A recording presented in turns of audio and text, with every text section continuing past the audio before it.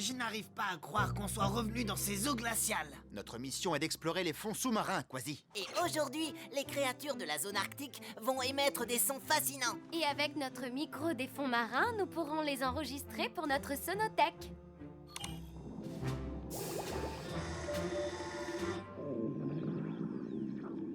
Oh, qu'est-ce qui peut bien faire ce bruit? Oh, c'est mon estomac. J'ai mangé les gâteaux au varech de Nave au déjeuner. Ils étaient un petit peu trop pimentés pour moi.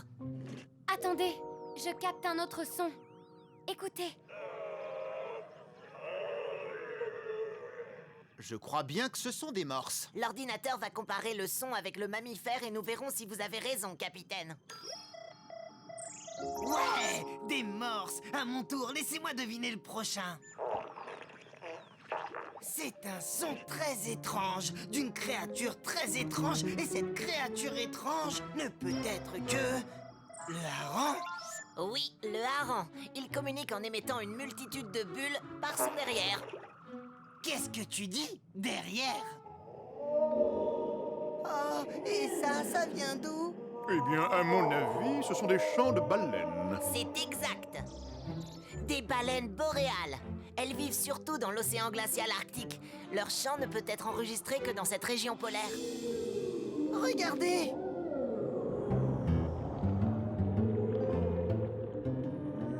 Salut les amis! Bonjour, nous sommes les Octonautes. Ravi de vous rencontrer. Quelle tête énorme! Même pour une baleine! La tête des baleines boréales est aussi longue qu'un bus. Ce n'est pas pour me vanter, mais nous les baleines boréales, nous avons les têtes les plus dures de tout l'océan arctique. Dur comment?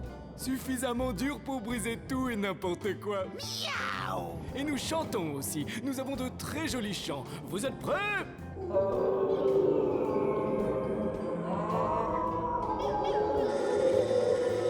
Notre enregistrement va être de très bonne qualité. Les baleines boréales chantent tout le temps. Quand elles voyagent, quand elles s'amusent ou même pendant qu'elles mangent, c'est leur façon de communiquer. Pour nous, c'est toujours un plaisir de se faire de nouveaux amis ici en Arctique, mais nous devons continuer notre route. C'est l'heure de déjeuner. Allons-y gaiement, les amis. Au revoir. À la prochaine. Au revoir. Au revoir! Au revoir!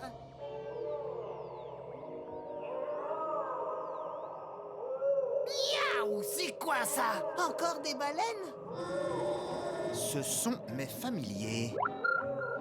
Des narvals, capitaine! On dirait un appel au secours! C'en est un! Alors il n'y a pas une minute à perdre. Quasi, Pesso, au bassin de lancement.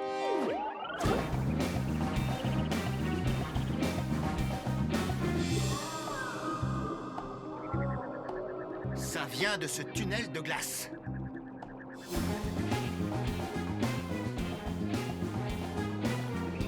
Par mes moustaches, capitaine! Regardez! Il y a eu une avalanche! Ils doivent être coincés derrière ce mur de glace. Eh oh, oh! Les narvals, est-ce que tout va bien? Aidez-nous, s'il vous plaît. On est bloqué ici, on ne peut plus sortir. Mais je reconnais cette voix. Boris! Oui, Barnacle, est-ce que c'est toi? Oui, vieux frère. Qu'est-ce qui t'arrive? Mes deux amis et moi, nous avons plongé très très profond.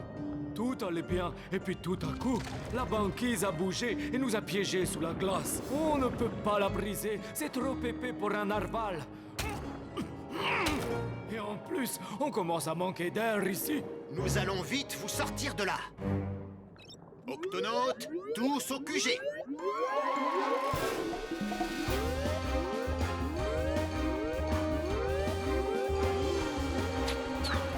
Octonautes, 3 narvals sont prisonniers sous les glaces et ils commencent sérieusement à manquer d'air. Nom d'une méduse!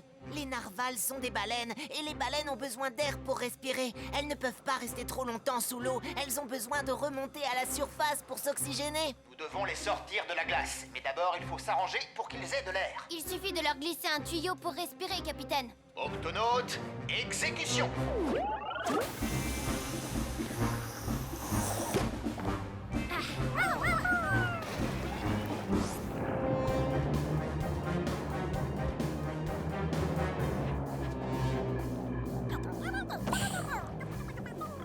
J'ai repéré une petite brèche pour faire passer le tuyau. Au travail! Nous allons te faire passer un tuyau pour respirer, Boris. Ça ne va pas être long. Oui, fais vite, Barnacle. On a besoin d'oxygène.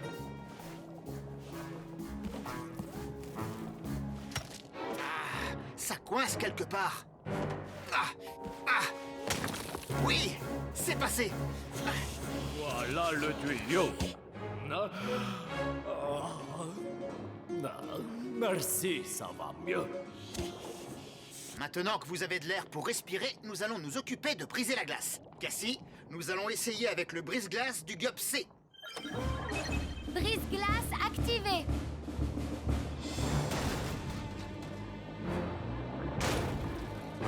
Pas même une fissure. Faisons un essai avec la foreuse. Tweak, nous avons besoin du GUP D. Capitaine, je vais les sortir de là avant que vous n'ayez le temps de dire botte de carotte en botte croquante qui craque.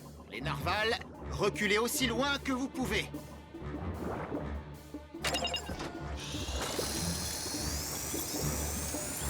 Oh, oh, la mèche est coincée. La glace est beaucoup trop dure. Ah, oh, oh, oh. Je ferais mieux de sortir de là. Enfin, dès que tout s'arrêtera de tourner.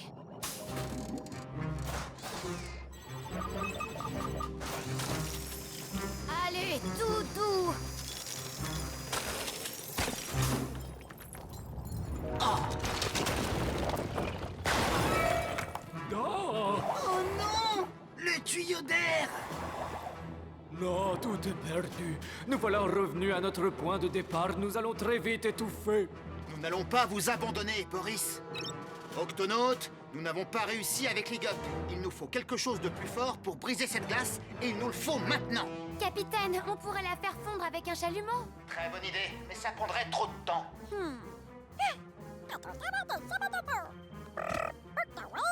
Et si on l'a découpé aux ultrasons? La glace est trop épaisse pour ça. J'ai un vieux canon de pirate sous mon lit, mais je n'ai plus de boulet de canon.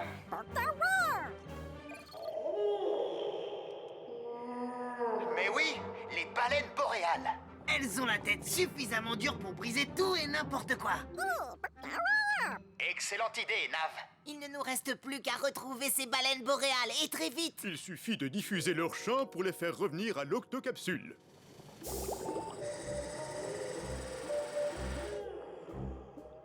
Mets le son plus fort, Cassie. Nous n'avons pas beaucoup de temps.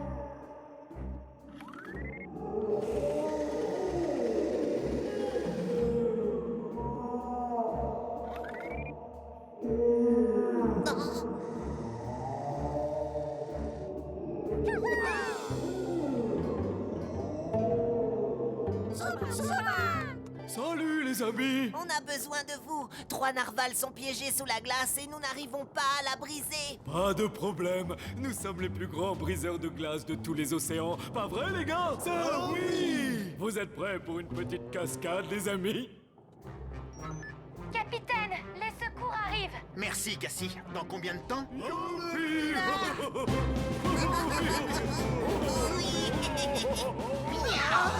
Boris, toi et tes amis, faites attention. Reculez.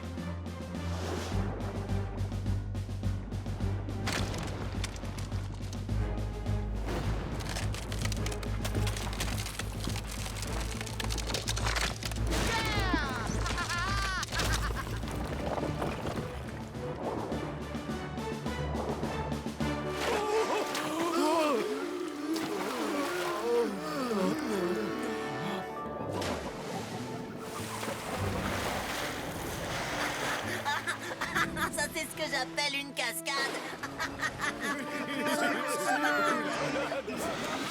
Capitaine Barnacle, mon ami de toujours, merci à toi et à tout ton équipage de nous avoir sauvés. Et à vous aussi, bien sûr, nos amis les baleines boréales. Non, c'est rien, Boris, je t'en prie. C'est toujours un plaisir d'aider un narval en danger. Oui, merci, baleine boréale. Ce que vous avez fait est incroyable. Et ça, juste avec votre tête. Et vous avez vu, elle est aussi dure qu'un iceberg. C'est pas vrai, les gars? Bonne continuation, les amis! Youpi! Au revoir. À bientôt. Super la cascade. Grâce aux nouvelle caméra installée sur les gups, capitaine, nous avons des photos surprenantes de la vie aquatique en Antarctique. Excellent, Cassie. Et qui sait ce que nous allons découvrir aujourd'hui? Oh, il y a des monstres dans l'océan, sauf qui peut. Des monstres? Ils étaient au moins 3, je n'ai vu qu'une tête géante pleine de crocs menaçants. Celui que j'ai vu ressemblait à un grand serpent de mer. Celui que j'ai vu était énorme et je n'ai pas pu le voir en entier. Et où exactement avez-vous vu ces horribles créatures des profondeurs? Tout près d'ici, il faut s'éloigner le plus loin possible. On ne veut plus jamais revoir ces monstres. Oh, 3 monstres! Peso, Quasi, allons voir ça. Octonautes, gardez les yeux bien ouverts et assurez-vous que les caméras GUP enregistrent.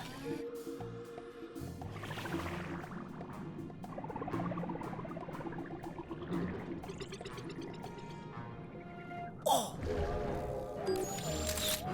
Je viens de repérer ce qui semble être une grosse tête de monstre. Elle est exactement comme la description du premier dauphin. Ah! Je viens de voir le monstre, ce serpent de mer repéré par le second dauphin. Oh, j'ai pas de chance. J'ai pas encore vu l'ombre d'un monstre dans ces eaux. Hein? Ça y est, j'en vois un. C'est le plus énorme que j'ai jamais vu, Moussaillon. Il est juste au-dessus de moi.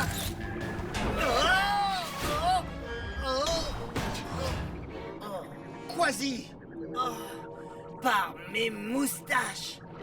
Voyons ce que les photos des caméras du GUP vont nous révéler.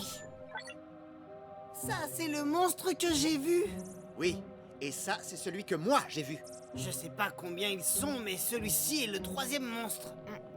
Je ne suis pas tout à fait sûre qu'il y ait vraiment 3 monstres. Donnez-moi une minute.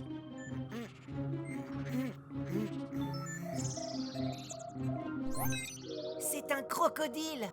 Un crocodile marin, pour être exact. C'est la plus lourde espèce de crocodile. Et aussi grande qu'un bus. Il est aussi très loin de son environnement. Les crocodiles marins vivent habituellement près des côtes australiennes. C'est à des milliers de kilomètres d'où nous sommes. Il n'est pas rare que les crocodiles marins fassent de longs trajets en mer à la recherche de nourriture. Mais c'est la première fois qu'on en signale un dans l'Antarctique. Le pauvre, il s'est perdu et il doit avoir froid. Les crocodiles marins sont des reptiles. Ils restent en bonne santé en se déplaçant d'un endroit à un autre pour se réchauffer ou se rafraîchir. S'ils ont trop chaud, ils migrent vers des eaux plus froides. Et s'ils ont trop froid, ils migrent vers des eaux plus chaudes. Mais en Antarctique, il n'y a aucun territoire pour qu'il se réchauffe. Il ne survivra pas très longtemps à ce froid extrême. Cassie, déclenche l'octo-alerte. Octonautes, tous au bassin de lancement.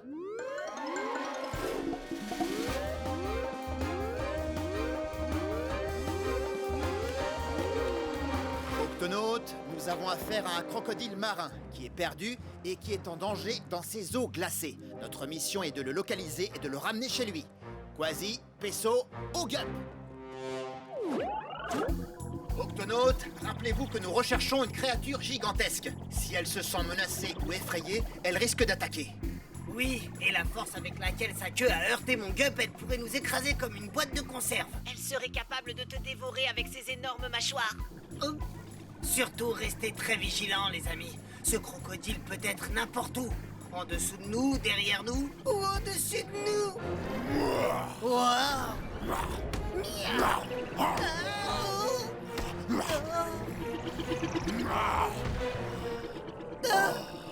J'ai froid.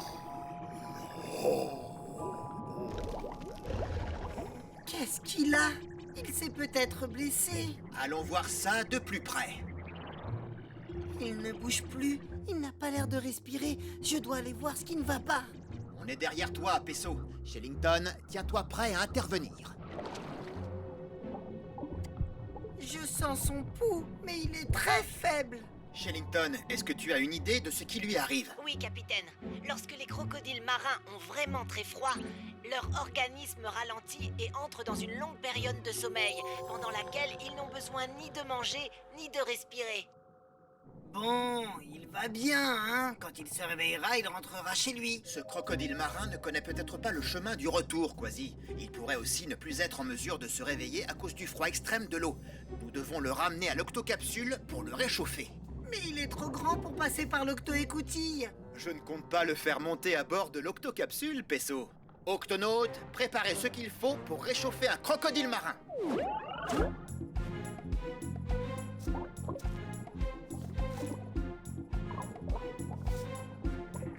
Le crocodile est attaché à l'octocapsule, capitaine. Il est sage comme une image. Une très grande image.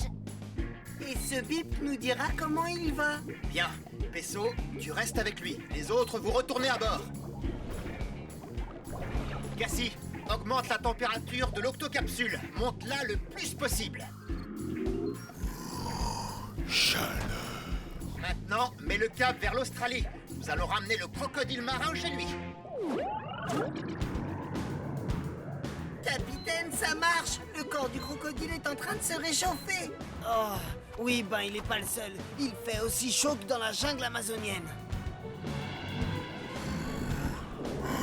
Il respire à nouveau. Ça signifie que le crocodile se réchauffe. Mais maintenant qu'il a expiré, notre crocodile va avoir besoin d'inspirer. Et il faut qu'il respire de l'air, pas de l'eau. Ce qui veut dire que nous devons remonter à la surface et vite. Cassie, active les commandes manuelles.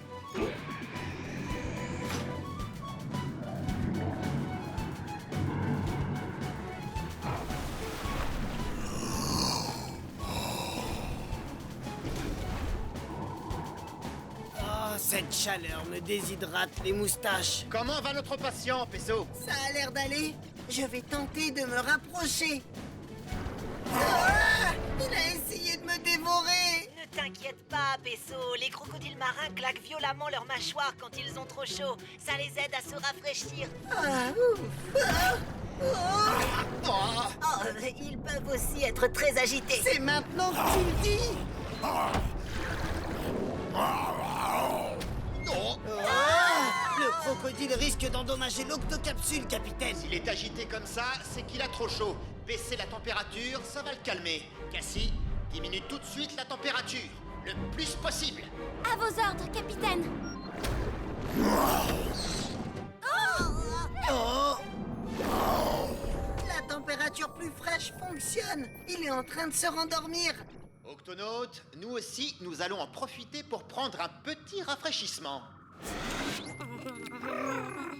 Il faut penser chaleur, un soleil brûlant au-dessus d'une crique de pirates. Nous devons maintenir cette température dans l'octocapsule. Une fois que nous serons dans des eaux plus chaudes, nous reviendrons à la normale et nous laisserons le crocodile marin se réveiller naturellement.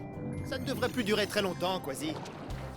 L'Australie en vue, capitaine. L'habitat du crocodile est en visuel. Capitaine, le crocodile marin semble s'agiter. On dirait qu'il se réveille. Cassie, fais revenir l'octocapsule à une température normale. Tu peux stopper les machines maintenant. Nous allons utiliser les gups pour remorquer le crocodile le restant du trajet. Vous êtes prêts, Octonautes? Accompagnons notre ami chez lui.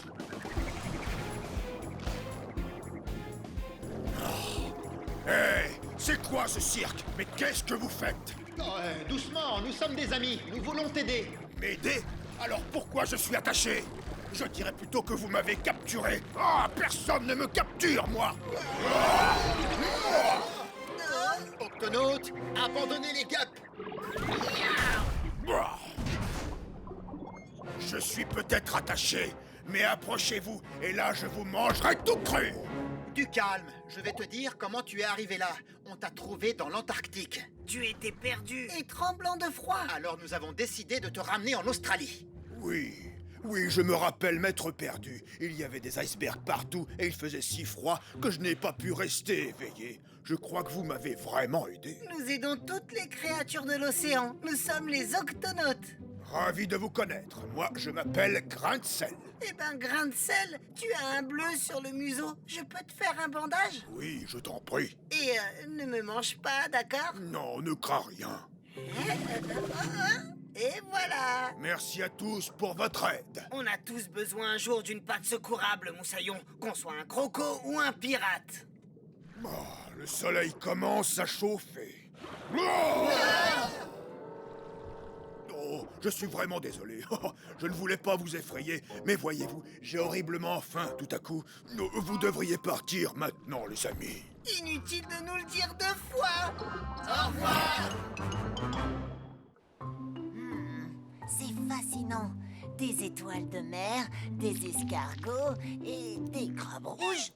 Les crabes rouges ne vivent pas dans cette partie du Pacifique. Il y fait bien trop froid. Comment ont-ils pu arriver jusqu'ici? Bonjour, je m'appelle Shellington, je suis un octopus. Oh, impressionnant! Je savais que les crabes rouges étaient rapides, mais à ce point-là, je ne m'y attendais pas.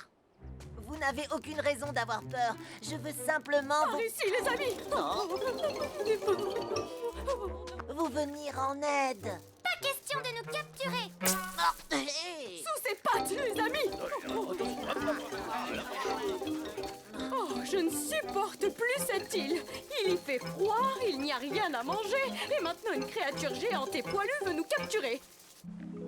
Capitaine, répondez, capitaine. Shellington, où en es-tu dans ton exploration de l'île? Eh bien, capitaine, il y a quelque chose d'étrange. J'ai découvert une colonie de crabes rouges alors que cette espèce ne vit pas ici. Le climat de cette île est trop rigoureux pour eux et il y a très peu de nourriture. Ils ne survivront pas très longtemps. Je vais avoir besoin d'aide pour les rassurer et les ramener dans leur habitat d'origine. Pas de problème. Cassie, déclenche l'octo-alerte. Octonaute, au bassin de lancement.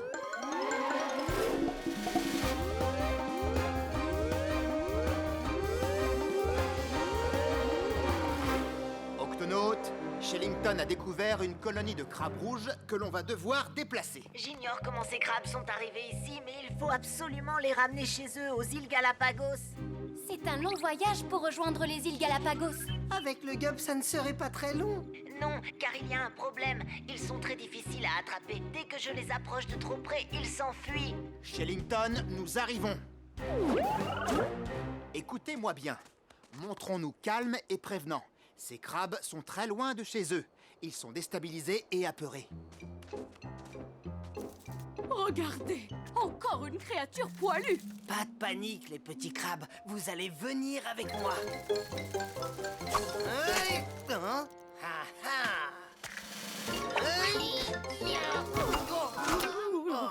ah. Calme et prévenant. Bonjour, je m'appelle Pesso et je suis tout trempé. J'ai oublié de te prévenir, Pesso. Ils crachent de l'eau quand ils se sentent menacés. Laisse-nous tranquilles. Je vais appeler mon frère. Capitaine, nous avons essayé d'attraper les crabes jusqu'à maintenant et on n'en a pas pris un seul. Oui, ces petits moussaillons sont des champions de course. La nuit tombe. Remettons ça à demain. Repos pour tous.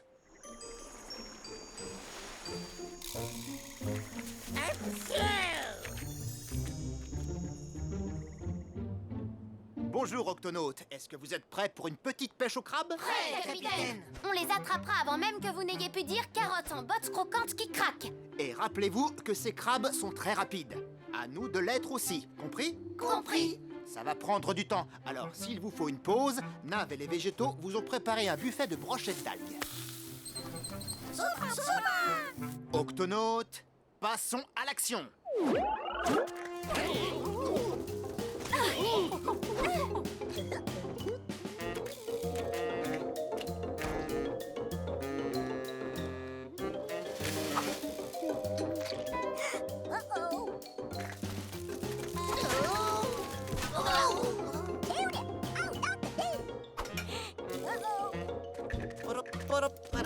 Quelle belle journée pour une petite balade. Je n'ai pas l'intention d'attraper des crabes.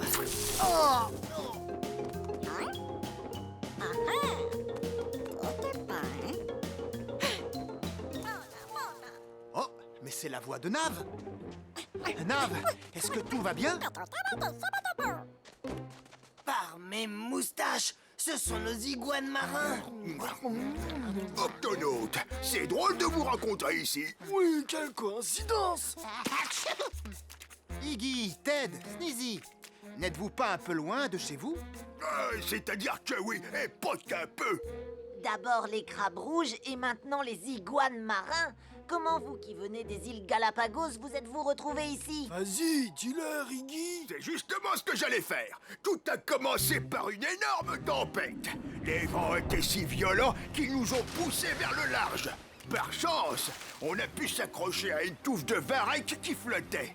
On s'en est servi comme canot de sauvetage. Et comme casse-croûte. Nous avons dérivé pendant des jours et nos provisions d'algues diminuaient. Ben quoi, j'ai faim. Et par le plus grand des hasards, on s'est échoué ici, sur cette petite île. Ah, je suppose que les crabes rouges, eux aussi, ont dérivé sur un radeau de Varek et échoué ici. Quelle coïncidence! Pour nous, c'est terrible. La mer est beaucoup trop froide ici pour aller chercher des algues. C'est pour ça qu'on s'est servi dans vos provisions. Ne vous en faites pas, les iguanes. Nous, les octonautes, allons vous ramener chez vous, dès qu'on aura pu attraper les crabes rouges. C'est pas comme ça que vous les attraperez. Ah, tu as raison. Il faudrait réussir à détourner leur attention afin de pouvoir les surprendre. Capitaine, je crois avoir trouvé la solution. Alors, qu'est-ce qu'on doit faire? Faire semblant de prendre un bain de soleil. Chut, ils arrivent. Voilà quelque chose qui fait plaisir à voir. 3 iguanes prêts à être nettoyées. À table, les amis. Les crabes rouges aiment grimper sur les iguanes marins pour se nourrir des dépôts et des parasites incrustés sur leur dos. Ainsi, tout le monde est content. Les uns sont nourris, les autres nettoyés. Je crois que c'est ce qui s'appelle vivre en symbiose. Oui, c'est exact. Regarde. Oh, tu me chatouilles. Tenez-vous prêts, octonautes. Nous avons réussi à les distraire.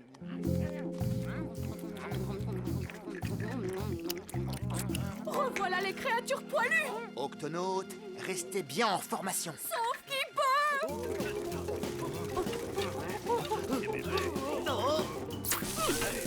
Par ici, les amis. Attrapons-les. Arrêtez-vous! Oh non! Ouf, ils sont sains et saufs. Bien. Bon alors, qu'est-ce qu'on attend? Non, Quasi, c'est trop dangereux. Pas pour un iguane marin. Nos griffes nous permettent une solide accroche. Regardez.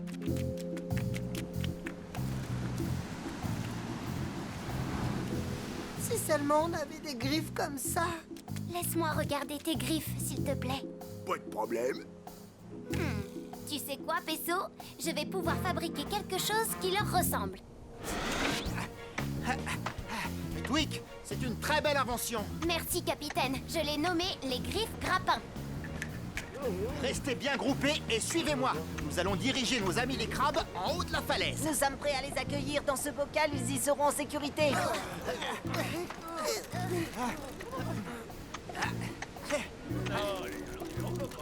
Ça marche, capitaine. Ils sont presque tous remontés.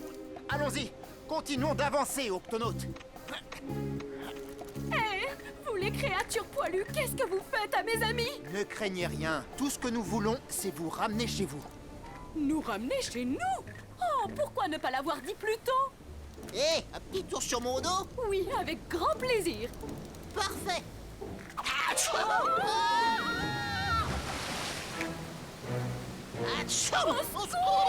Octonautes, formons une chaîne. À vos ordres, capitaine.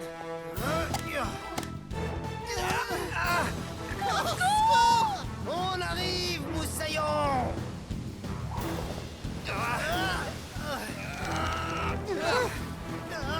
Tweak, je vais faire une pirouette. Vas-y, Quasi. J'y suis presque. Je vous tiens. Ah, allez, octonautes, remontons-les.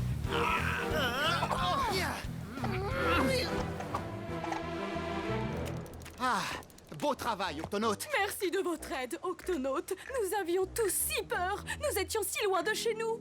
Oh, nous sommes là pour ça. Mais sans les iguanes, nous n'y serions pas arrivés. Oh, je vous en prie, c'est rien. Alors, ça vous dit de rentrer à la maison? Les amis, qu'est-ce qu'on attend? Octonautes, cap sur les Galapagos. Nous y voilà, les îles Galapagos. Hé, les amis, ça y est, on est chez nous. Oui, nous aussi, nous sommes chez nous. Et pour ne rien vous cacher, j'ai un petit creux. Moi aussi. Venez.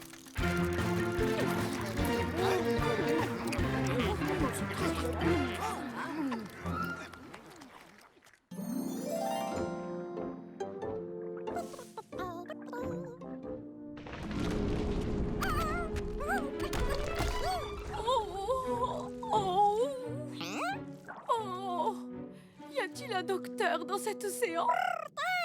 Oh non, que t'est-il arrivé? Le récif. Un morceau de récif m'a heurté. Ne t'inquiète pas, je m'appelle Peso et j'aide toutes les créatures blessées ou malades. Je peux t'examiner? Oh, ce que tu es gentil, j'apprécie beaucoup. Vas-y, examine-moi.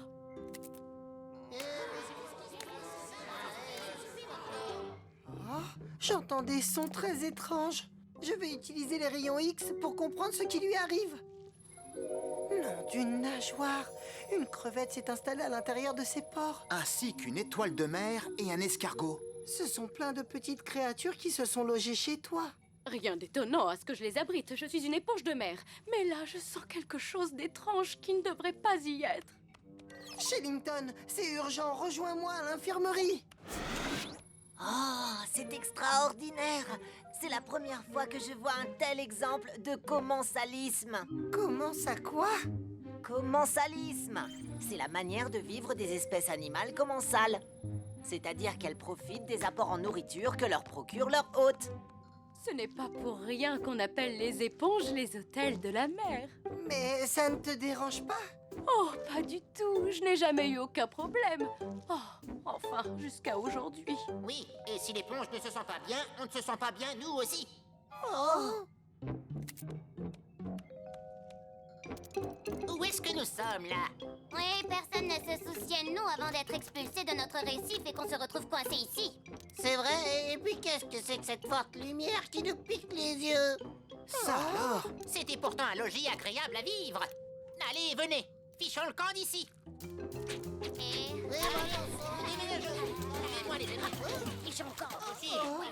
Ils s'en vont tous! Il faut trouver un moyen pour récupérer ces créatures. Et vite!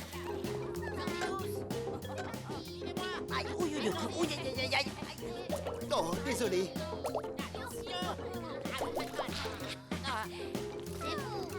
Ah, enfin! Une chambre avec vue. Voilà, c'était le dernier, Peso. Est-ce que tu te sens mieux maintenant qu'ils sont tous sortis? Non, il y a encore quelque chose qui me gêne. Qu'est-ce que ça peut être? Je n'en sais rien, mais il n'y a qu'un moyen de le savoir. Il faut ausculter plus en détail. Nav, l'épongioscope, s'il te plaît. Très bien, ça ne fait pas mal. Mais tu auras une sensation de chatouillis. Voyons comment ça se présente. Est-ce que tu vois quelque chose, Peso? Ah ah! Shellington, mais quelle est cette créature? Eh bien, ça ressemble à un pou de baleine. Qui regardez-vous comme ça? Un pou de baleine? Voilà pourquoi je me sens si mal. Mon métabolisme ne les supporte pas. C'est à moi que vous parlez? Je n'ai pas l'impression qu'il soit en grande forme, lui aussi. Et pour cause, Peso. Les poux de baleine ne peuvent survivre que sur les baleines. En aucun cas sur une éponge de mer. Excusez-moi, monsieur le pou, mais sans vous commander, il va falloir que vous sortiez de cette éponge. Non, non, pas question, je suis un pou de baleine. Alors je ne sortirai que lorsque vous m'aurez trouvé une baleine. Capitaine, l'éponge de mer ne pourra pas guérir tant que le pou ne sera pas sorti. Et le pou ne se sentira pas mieux tant qu'il ne sera pas sur le dos d'une baleine. Eh bien, il n'y a qu'une seule chose à faire. Peso, déclenche l'octo-alerte. Octonautes, tous au QG.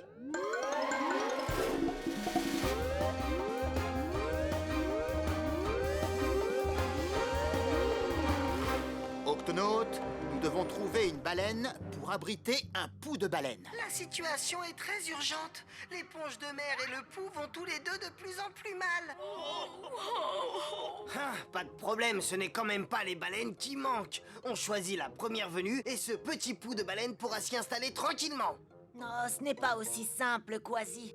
Il existe différents types de poux qui vivent sur différentes espèces de baleines. Nous devons donc d'abord définir de quelle espèce de baleine ce pou provient. Je cherche dans la base de données.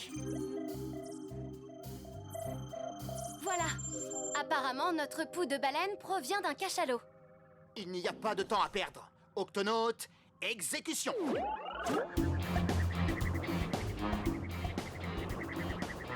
Ça Ça va aller. Nous allons très vite te débarrasser de ce pou. Du moins, aussitôt que nous aurons trouvé un cachalot. Il y a quelque chose en approche. Tonnerre! Une baleine! Oh non, ça ne va pas, c'est une baleine bleue, pas un cachalot. Continuons à chercher. Là-bas! Non, ce sont des baleines à bosse. Je le savais. Oh, je sens que je vais m'évanouir. Oh, tu sens que tu vas t'évanouir? Comment tu crois que je me sens, moi? Il faut faire vite, capitaine, il dépérisse. Nous nous approchons d'une autre baleine. Je n'arrive pas à distinguer de quelle espèce est cette baleine. C'est... Oh, c'est un cachalot! C'est parfait. Pesso, enfile ta combinaison et... Oh, Hey, je te conseille de ne pas t'approcher de mes bébés. Oh, c'est la maman baleine. Les cachalots sont prêts à tout pour protéger leurs petits. Octonautes, accrochez-vous.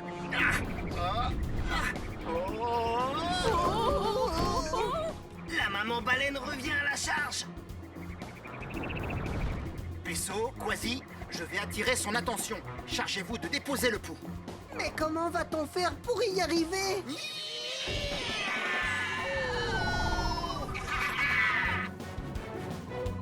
On y est! Prépare-toi, Moussaillon! Je vais te lancer, Pesso!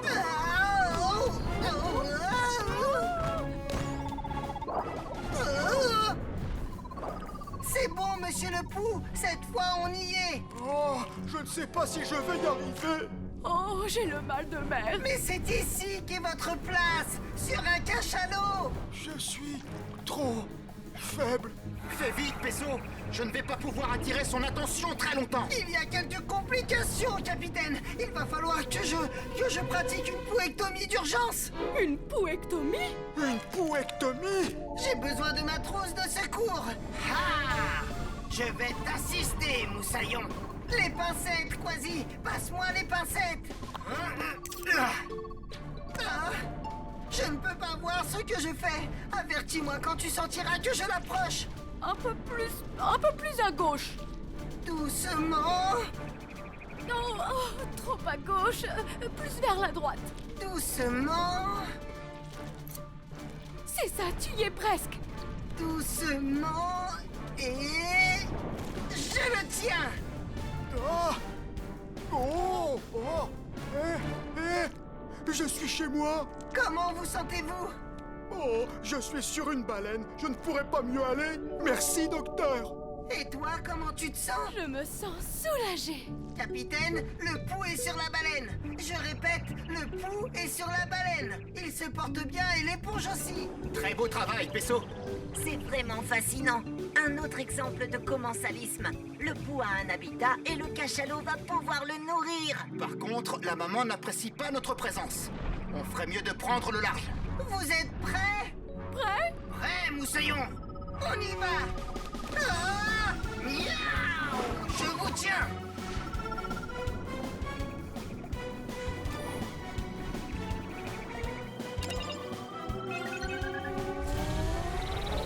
Et ne revenez pas. Oh! Content de vous revoir. Moi aussi.